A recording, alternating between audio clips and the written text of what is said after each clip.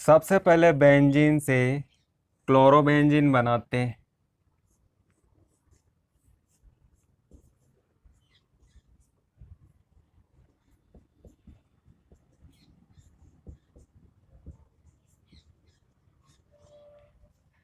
Benzene की अभिक्रिया HCl और वायु के साथ की जाती है। अभिक्रिया CuCl2 उत्प्रेरक या FeCl3 उत्प्रेरक की उपस्थिति में होती है। अभिक्रिया का ताप 523 केल्विन होता है। जब क्लोरोबेंजीन की अभिक्रिया गर्म सिलिका और जल की वाष्प के साथ की जाती है तो फिनॉल बनता है।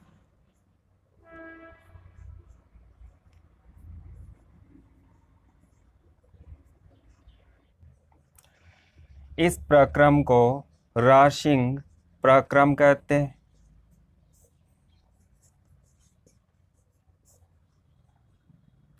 क्लोरोबेंजीन की अभिक्रिया सिलिका, गर्म सिलिका और जल की वाष्प के साथ की जाती है तो फिनॉल बनता है। इस प्रक्रम को राशिंग प्रक्रम कहते हैं। और जब क्लोरोबेंजीन की अभिक्रिया सोडियम हाइड्रोक्साइड या सोडियम कार्बोनेट के साथ की जाती, उत्प्रेरक CuCl2 होता है और अभिक्रिया का ताप 623 केल्विन और दाब 300 atm होता है तो फिनॉल बनता है।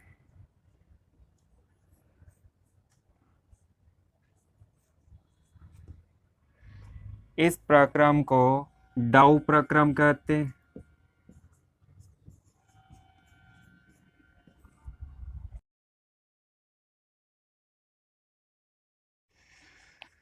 तो अब हम समझते हैं कि अभिक्रिया कैसे होती है।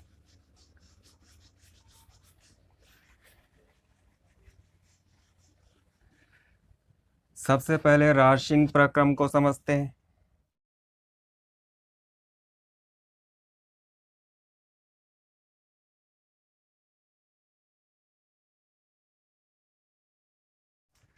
राशिंग प्रक्रम सबसे पहले बेंजीन से क्लोरोबेंजीन प्राप्त किया जाता है। बेंजीन से क्लोरोबेंजीन प्राप्त करने के लिए बेंजीन की अभिक्रिया HCl के साथ की जाती और वायु के साथ की जाती। अभिक्रिया CuCl2 या FeCl3 उत्प्रेरक की उपस्थिति में होती। CuCl2 Cu+2 और Cl- आयन से बनता है। 2 को इधर लिख देते हैं, 1 को इधर लिख देते हैं तो CuCl2 बनता है। इस आयन को क्यूप्रिक आयन कहते हैं और इसे क्लोराइड कहते हैं। तो इसका रासायनिक नाम क्यूप्रिक क्लोराइड होता है। इसके स्थान पर FeCl3 का उपयोग कर सकते हैं। FeCl3 में Fe+3 और Cl- आयन होते हैं। 3 को इधर और 1 को इधर लिखते हैं तो FeCl3 बनता है। इसे फेरिक कहा जाता है।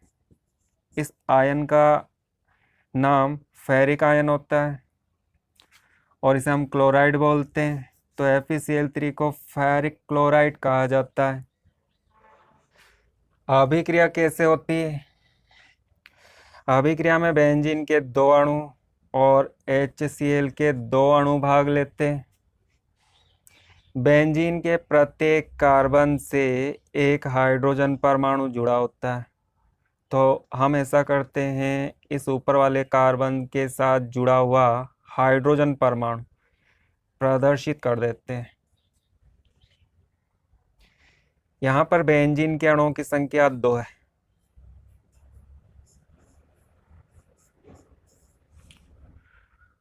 ऑक्सीजन के अणु में ऑक्सीजन के 2 परमाणु आपस में जुड़े होते हैं तो आपको क्या करना है, इन दोनों हाइड्रोजन को एक ऑक्सीजन के साथ जोड़ना है।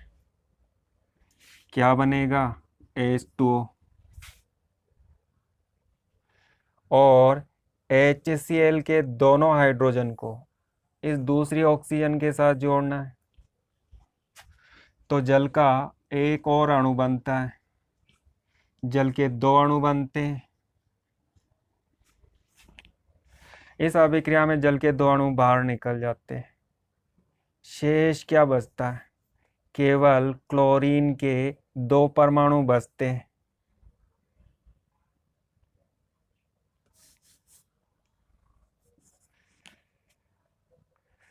दो हाइड्रोजन तो ऑक्सीजन के साथ जुड़कर जल का अणु बनाते हैं।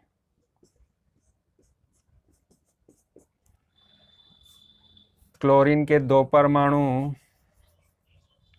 बेंजीन के साथ जुड़ जाते हैं, क्योंकि यहाँ से हाइड्रोजन ऑक्सीजन के साथ जुड़कर अलग हो जाता है, तो उस हाइड्रोजन के स्थान पर क्लोरीन का परमाणु जुड़ जाता है। क्लोरोबेंजीन के दो अणु बनते हैं।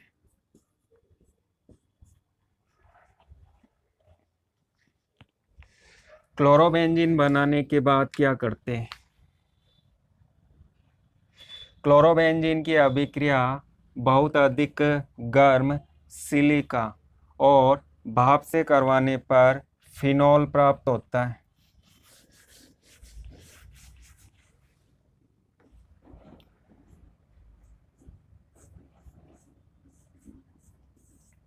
क्लोरोबेंजीन, इसकी अभिक्रिया जल की वाष्प के साथ करते हैं। अभिक्रिया बहुत अधिक गर्म सिलिका की उपस्थिति में होती है।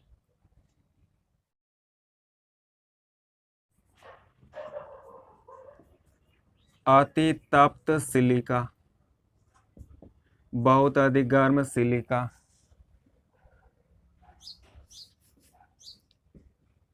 आप तापमान लिख सकते हो, 723 केल्विन तापमान पर गर्म सिलिका। अभिक्रिया कैसे होती है, जल की वाष्प को हम इस तरह से प्रदर्शित करते हैं। तो अभिक्रिया बहुत ही सरल है। HCl बाहर निकल जाता है, OH बेंजीन के साथ जुड़ जाता है, तो फिनॉल बनता है। इसी प्रक्रम को कहा जाता है राशिंग प्रक्रम।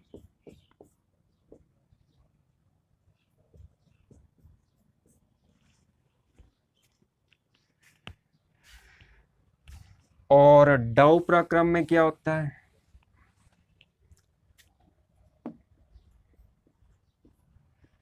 डाउ प्रक्रम, डाउ प्रक्रम में क्या करते हैं, क्लोरोबेंजीन को क्यूप्रिक क्लोराइड की उपस्थिति में 300 ATM दाब, 300 वायुमंडलीय दाब और 623 केल्विन ताप पर सोडियम हाइड्रोक्साइड या सोडियम कार्बोनेट विलयन से जल अपघटित किया जाता है, तो फिनॉल बनता है। चलिए इसकी रासायनिक अभिक्रियाओं को देखते हैं। क्लोरोबेंजीन, क्लोरोबेंजीन, इसकी अभिक्रिया सोडियम हाइड्रोक्साइड के जलीय विलयन के साथ की जाती है, तो इसका क्षार के द्वारा जल अपघटन होता है। अभिक्रिया CuCl2 उत्प्रेरक की उपस्थिति में होती है। अभिक्रिया का ताप 623 केल्विन होता है और दाब 300 ATM होता है। और अभिक्रिया बहुत ही सरल है।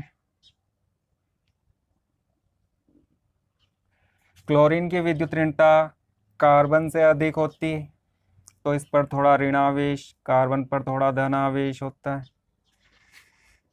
सोडियम हाइड्रोक्साइड के जलीय विलयन में Na+ और OH- आयन होते हैं।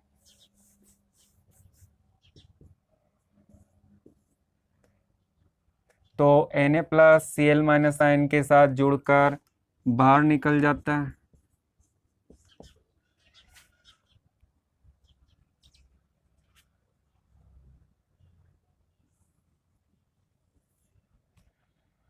और OH इस कार्बन से जुड़ जाता है तो फिनॉल बनता है।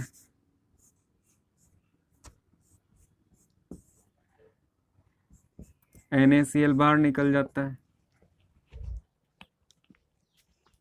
क्लोरोबेंजीन की अभिक्रिया सोडियम कार्बोनेट के जलीय विलयन के साथ करते हैं। सोडियम कार्बोनेट अभिक्रिया CuCl2 उत्प्रेरक की उपस्थिति में होती है, 623 केल्विन ताप पर होती है और वायुमंडलीय दाब 300 atm होता है। दोनों अभिक्रियाओं की परिस्थितियां समान होती है। सोडियम कार्बोनेट के जलीय विलयन में Na+ आयनों की संख्या इसमें डबल है और कार्बोनेट आयन H2O में H+ OH-। एक Na+ क्या करता है, क्लोरीन को लेकर भाग जाता है। क्लोरोबेंजीन की क्लोरीन को लेकर एक Na+ आयन अलग हो जाता है क्योंकि क्लोरीन पर थोड़ा ऋणावेश और इस कार्बन पर थोड़ा धनावेश होता है, तो NaCl अलग हो जाता है।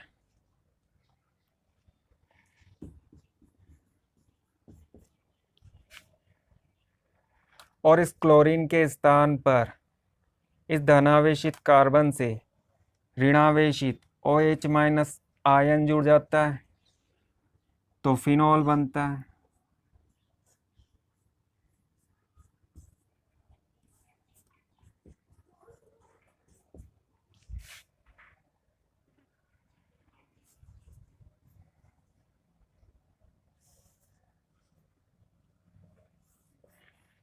इसके बाद क्या बचता है, Na+ CO3- और H+।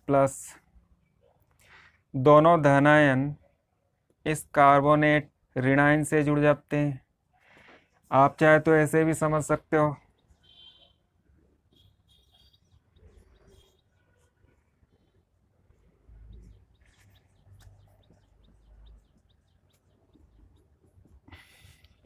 यह कार्बोनेट आयन की संरचना है, लुईस संरचना। प्रत्येक ऑक्सीजन के पास 3 एकाकी युग्म होते हैं और प्रत्येक ऑक्सीजन पर एक ऋणावेश होता है।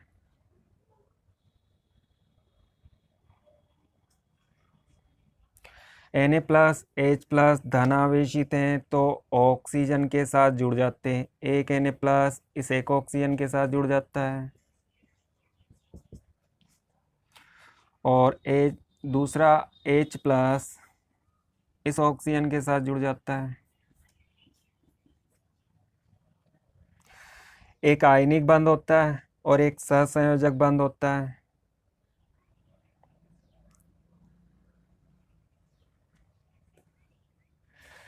Na+ Hc 3 ऑक्सीजन और एक ऋणावेश, इसे इस तरह से लिख सकते हैं। इस आयन को बाइकार्बोनेट कहा जाता है, बाइकार्बोनेट आयन। तो ये दोनों आपस में जुड़ जाते हैं, सोडियम बाइकार्बोनेट बनता है।